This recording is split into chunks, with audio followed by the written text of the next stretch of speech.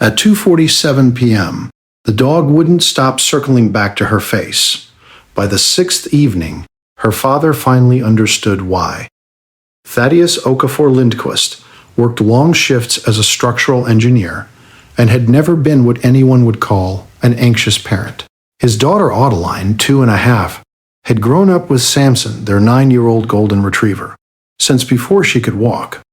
Samson was the kind of dog who slept through thunderstorms. So when Samson started pressing his nose to Adeline's cheek and jaw every evening around the same time, always right before dinner, always for several minutes, always with a low, unfamiliar huffing sound, Thaddeus assumed it was a new bid for attention. Older dogs sometimes got needier.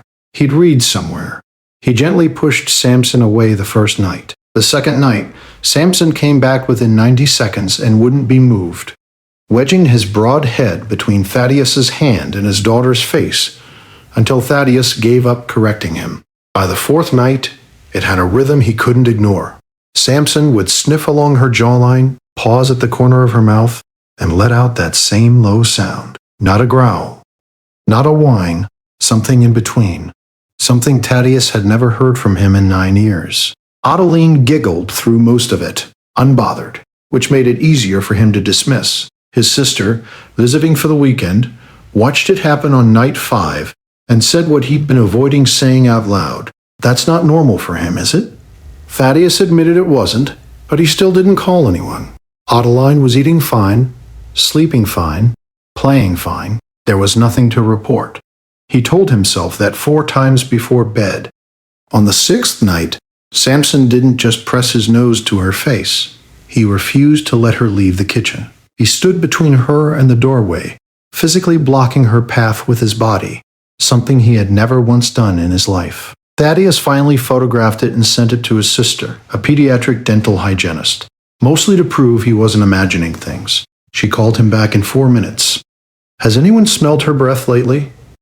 Not bad breath. Sweet. Like nail polish remover, almost. He hadn't. He did that night, kneeling close the way Samson had been doing for 6 days, and there it was.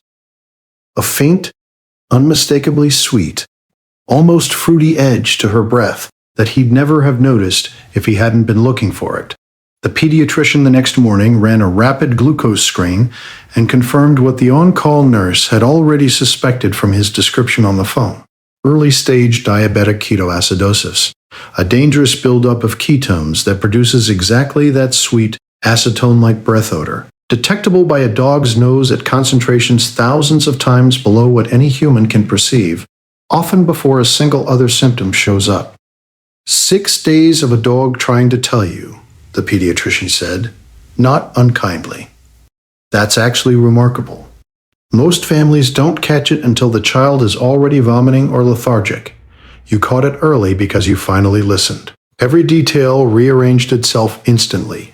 The nose pressed to her jaw. Not affection, but breath checking, night after night. The blocked doorway, not stubbornness, but the last resort of a dog who had run out of gentler ways to say something was wrong.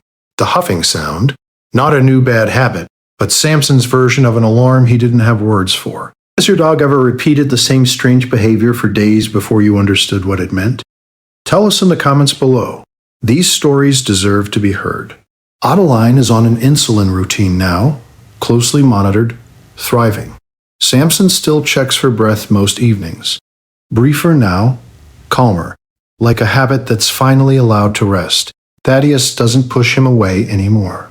If stories like this matter to you, subscribe so you never miss the next one.